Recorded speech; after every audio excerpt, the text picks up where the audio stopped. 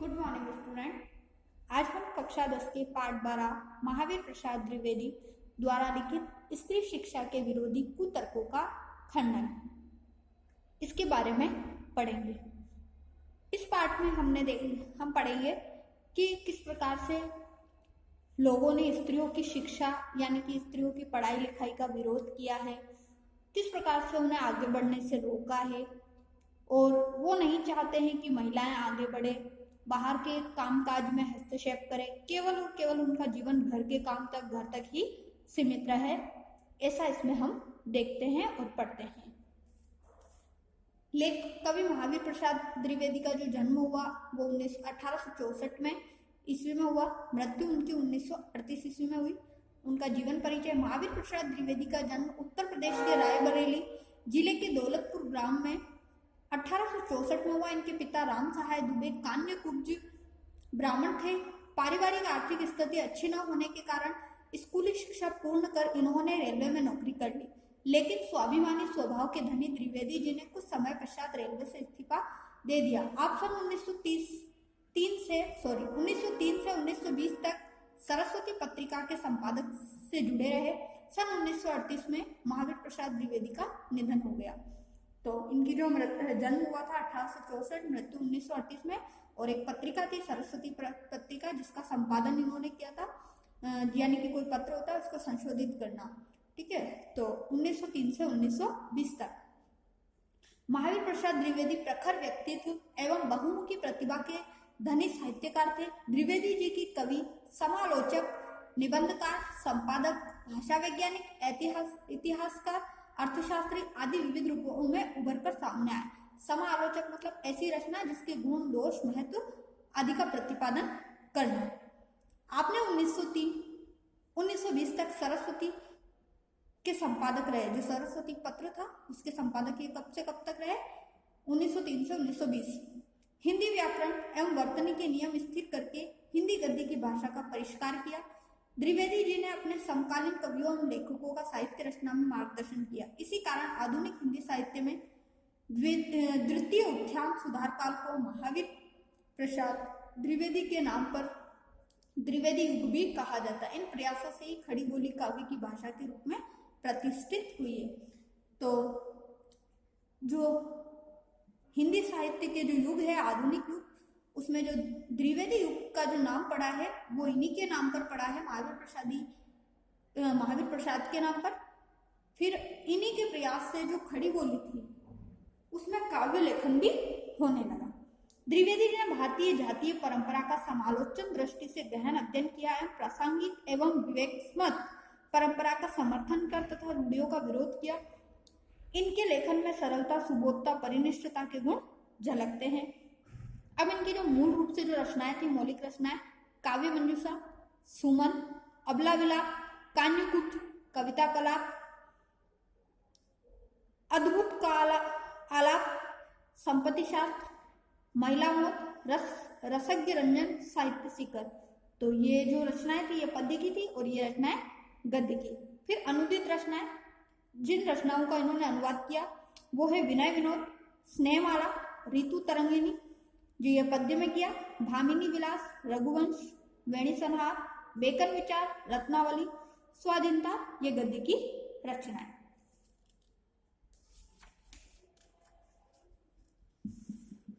पाठ परिचय।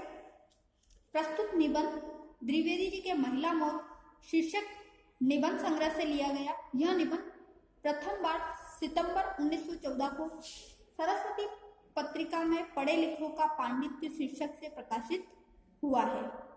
तो ये जो निबंध है महिला मौत शीर्षक निबंध से लिया गया है, जो कि 14 सितंबर 1914 में जो इनकी पत्रिका थी जिसका संपादन किया था इन्होंने, सरस्वती पत्रिका, उसमें पढ़े लिखों का पांडित्य शीर्षक नाम से प्रकाशित हुई थी। फिर 21वीं शताब्दी में स्त्री शिक्षा, विज्ञान, सरकारी सेवा, निजी क्षेत्र, व्यापार एवं वाणिज्य सहित सभी क्षेत्रों में पुरुष के कंधे से कंधा मिलाकर समाज निर्माण एवं विकास में अपना योगदान दे रही है। आज की जो महिलाएं हैं वो हर एक क्षेत्र में पुरुषों के साथ कदम से कदम मिलाकर चल रही हैं। लेकिन इस स्थिति में पहुंचने के लिए स्त्री शिक्षा के पक्षधर सुधारकों को पुरुष प्रधान एवं रूढ़िवादी समाज से कड़ा संघर्ष करना पड़ा।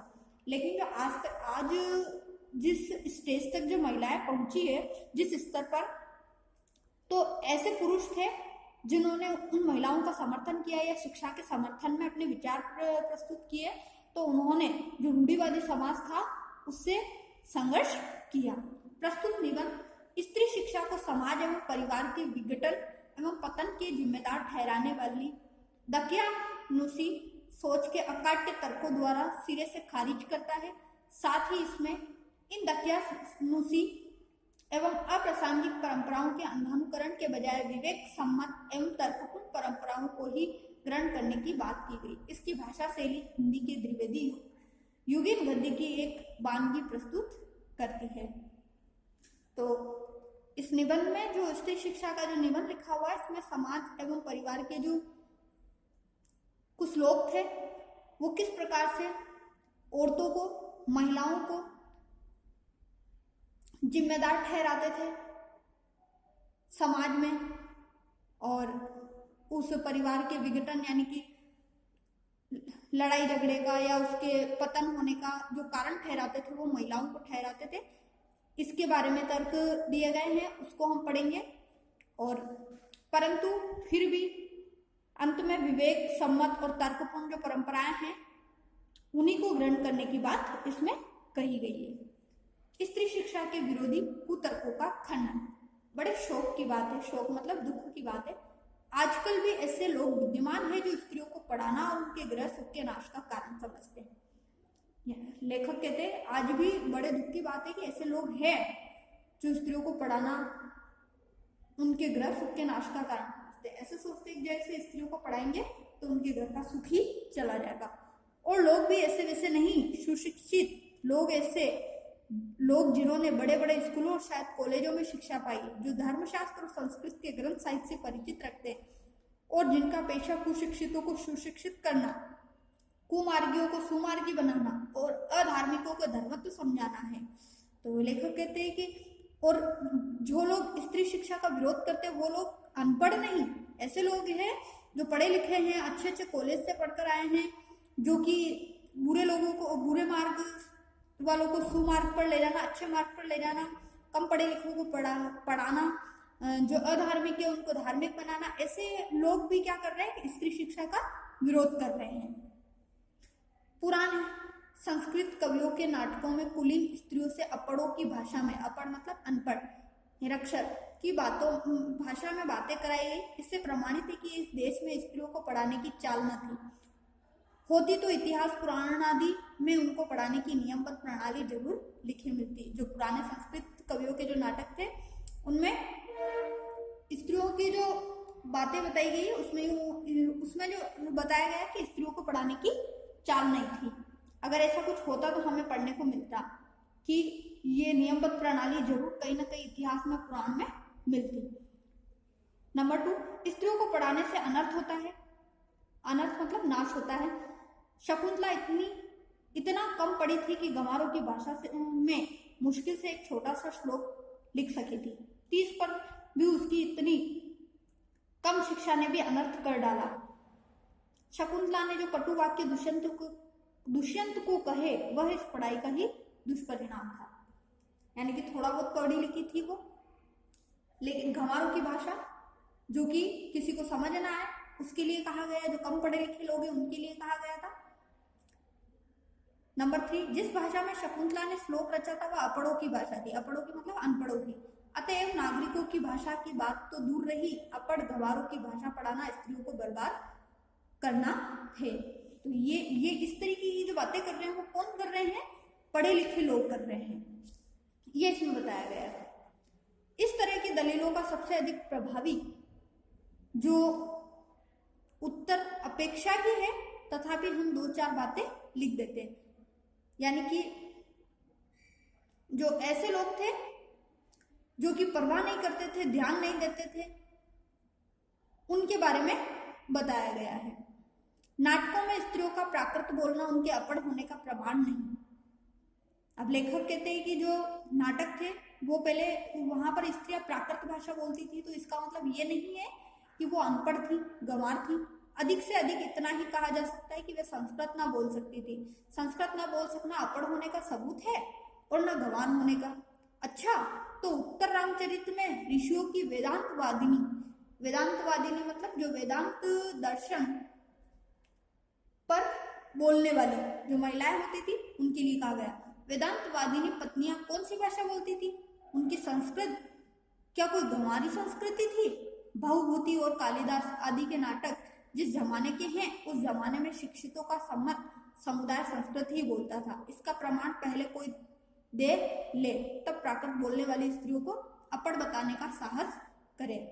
तो लेखक कहते हैं कि जब वो नाटक में स्त्रियां प्राकृत भाषा बोलती थी तो उनको अपढ़ कहा जाता था, अनपढ़ कहा जाता था, निरक्षर कहा जाता था। और उनके कहने का मतलब ये है कि केवल संस्कृत बोलने वाली ही विद्वान नहीं थी, केवल संस्कृत ही पढ़ने वाला साक्षर नहीं हो सकता था, पढ़ा लिखा नहीं हो सकता था। इसका क्या सबूत है कि उस जमाने में बोलचाल की भाषा प्राकृत न थी? अब लेखक कह रहे कि केवल संस्कृत ही थी, क्या इसका कोई सबूत है? क्या प्राकृत भाषा नहीं थी? सबूत तो प्राकृत के चलन के ही मिलते हैं। प्राकृत यदि उस समय की प्रचलित भाषा न होती तो बौद्धों तथा जैनों, जो बौद्ध धर्म और जैन धर्म है, उनके बारे में कहा गया कि हजारों ग्रंथ उसमें क्यों लिखे जाते और भगवान शाक्य मुनि तथा उनके चेले प्राकृत ही में क्यों उपदेश देते। तो वो कह रहे कि अगर प्राकृत भाषा बोलचाल की ही भाषा थी जिसमें लेखन नहीं लिखा जा सकता था तो उसका क्या सबूत है?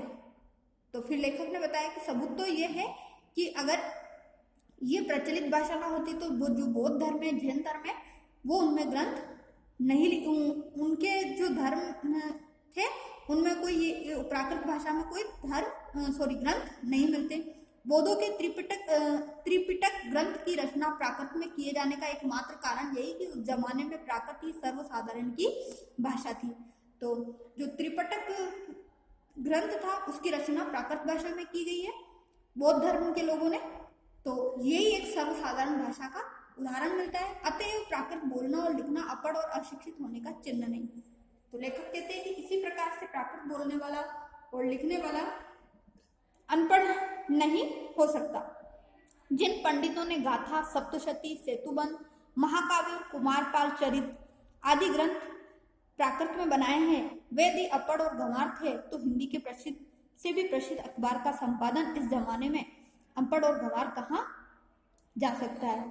तो जिन पंडितों ने गाथा, सप्तशती, सेतुबंध, महाकाव्य, कुमारपाल चरित आदि जो ग्रंथ प्राकृत में बनाए हैं, अगर वो अनपढ़ थे, वो गंवारों जैसे थे, तो यानी कि आज के जमाने के फिर हिंदी की जो प्रसिद्ध अखबार के संपादक है वो भी कह सकते हैं अपढ़ और यानी कि अनपढ़ और गंवारों के लिए, क्योंकि वह अपने जमाने की प्रचलित भाषा में अखबार लिखता था। तो उस समय क्या होता था कि उस जमाने में प्राकृत चलती थी इसलिए वो उसी भाषा में अखबार लिखता था, और आज हिंदी चलती तो हिंदी में लिखता है। हिंदी, बांग्ला आदि भाषाएं आजकल की प्राकृत है।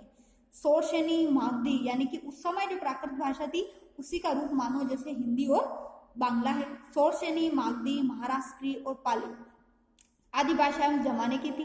प्राकृत पढ़कर भी उस जमाने में लोग उसी तरह सभ्य, शिक्षित और पंडित हो सकते थे।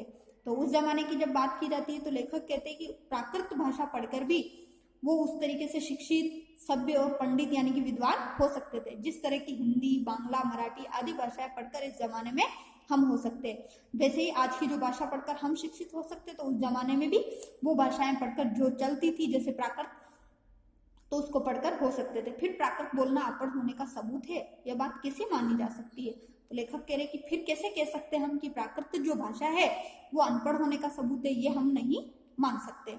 जिस समय आचार्यों ने नाट्य शास्त्र संबंधी नियम बनाए थे उस समय सर्वसाधारण की भाषा संस्कृत नहीं थी। तो आचार्य जो लोग थे उन्होंने जो नियम बनाए थे नाट्य शास्त्र के, तो उस समय जो प्रचलन में जो भाषा थी वो संस्कृत नहीं थी। चुने हुए लोग ही संस्कृत बोल सकते थे और कुछ सेलेक्टेड लोग थे जिनका चयन किया जाता था वही संस्कृत बोल सकते थे। इसी से उन्होंने उनकी भाषा संस्कृत और दूसरे लोगों तथा स्त्रियों की भाषा प्राकृत रखने का नियम कर दिया था। तो इसी से जो उनका जो नियम था उसी में जो चयन किए गए लोगों की भाषा तो संस्कृत, बाकी दूसरे जो अन्य लोग थे उनकी भाषा प्राकृत बना दी गई, ये नियम बनाया गया था। तो आज हम इस चैप्टर के भाग 1 को पढ़ेंगे। आज का जो आपका होमवर्क है महावीर प्रसाद द्विवेदी का जीवन परिचय लिखिए।